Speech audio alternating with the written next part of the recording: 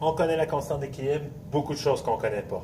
Ce qui va nous aider, c'est qu'il y a une relation entre les concentrations et l'équilibre. Et c'est le tableau IV qui va nous aider à faire ça. Comment construit-on un tableau IV? On construit un tableau scientifique. 3 lignes horizontales. Dans la première colonne, on donne le titre de nos rangées. Okay? Donc, initiale, variation, équilibre. Vous pouvez tout simplement écrire I, V et E accent aigu pour initiale, variation et équilibre. Et là, on voit qu'on a un tableau qui contient toutes des concentrations. Donc, ici, en haut, comme unité, je vais écrire concentration en mol par litre. Donc, c'est ça qui est ici. Donc, pour dire que c'est ça qui va être l'unité dans tout mon tableau. Comme titre des colonnes, je vais mettre mon équation chimique. Juste pour le mettre peut-être comme dans l'ordre, comme c'était présenté en haut, je vais mettre l'hydrogène avant le dioxyde de carbone. Donc ici, j'ai tout simplement pris mon équation chimique que j'avais ici, et c'est ça maintenant le titre de mes colonnes.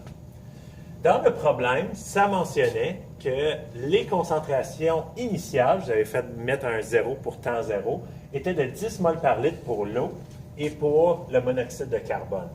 Et dans mon tableau IV, je vais mettre ça dans la colonne initiale, puisque c'est ma concentration initiale.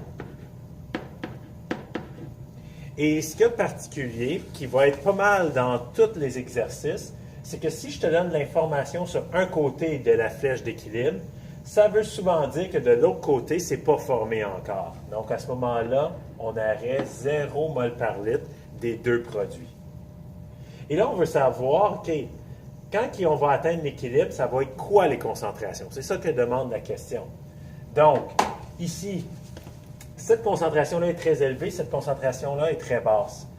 On veut savoir combien les réactifs, leur concentration va diminuer, combien les produits, leur concentration va augmenter pour qu'il y ait les bonnes concentrations pour que la vitesse directe soit la même vitesse que la réaction inverse. Donc, pour arriver à ça, il faut trouver la bonne combinaison de concentration.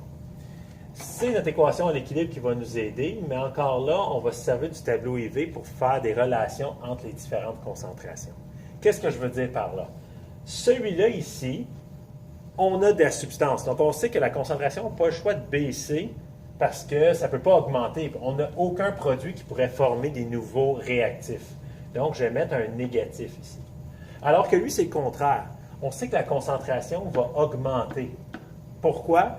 Bien, on commence avec 0, donc c'est sûr qu'il y a un peu de réactif qui va se transformer en produit avant d'atteindre l'équilibre et avoir des vitesses de réaction égales entre la réaction directe et inverse. Ici, je vais faire des exemples avec des chiffres pour que vous compreniez un peu ce qui se passe. Si jamais il y avait une concentration de 1 mol par litre qui réagissait, donc 1 mol de lui va réagir avec 1 mol de lui, parce qu'il y a des coefficients stoichiométriques de 1, donc 1 de lui va diminuer, 1 de lui va diminuer.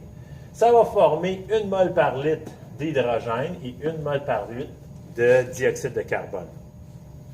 Parce que dans cette réaction-là, c'est toutes des 1 qui sont les coefficients stoichiométriques.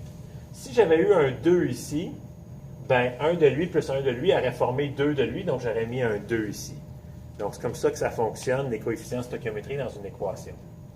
Si je regarde à l'équilibre, bien l'équilibre, c'est tout le temps initial plus variation. Donc initial 10 plus variation moins 1 va me donner une concentration de 9.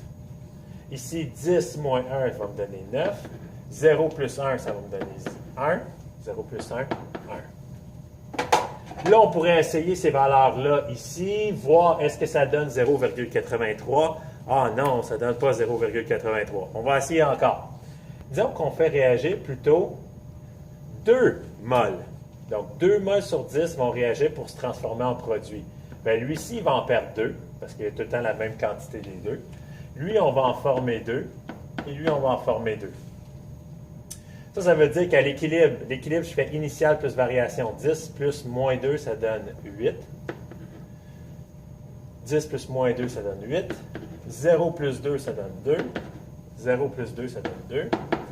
Ensuite, je mets mes concentrations à l'équilibre là-dedans. Est-ce que ça donne 0,83? Non, à chaque. Okay. Ça ne fonctionne pas. Une façon plus intelligente de faire ça, ce serait plutôt d'utiliser des variables. Okay. Puis ensuite, on va pouvoir isoler une variable.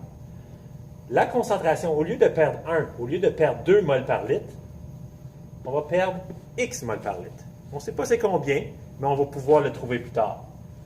Ça veut dire que lui, il va perdre la même quantité parce qu'ils ont le même coefficient stoichiométrique, donc il va perdre aussi X moles par litre. Ça veut dire en même temps qu'on va former X moles par litre de ce produit-là, parce que c'est un rapport 1 pour 1, et X moles par litre de celui-là. Ensuite, à l'équilibre, j'ai toujours mentionné que c'est initial plus variation. Donc, initial plus variation, ça va donner 10 moins X. Ici, 10 moins X. Ici, ça va donner 0 plus X, X. 0 plus X, X. Et là, j'ai trouvé ce qui va m'être utile pour calculer c'est quoi mes concentrations à l'équilibre. Parce que là, maintenant, je vais pouvoir prendre ces valeurs-là ici à l'équilibre et incorporer ça dans mon expression de l'équilibre où je devais mettre les concentrations à l'équilibre, donc mes concentrations qui sont dans la dernière rangée de mon tableau IV. Donc ça, c'est l'utilité d'un tableau IV.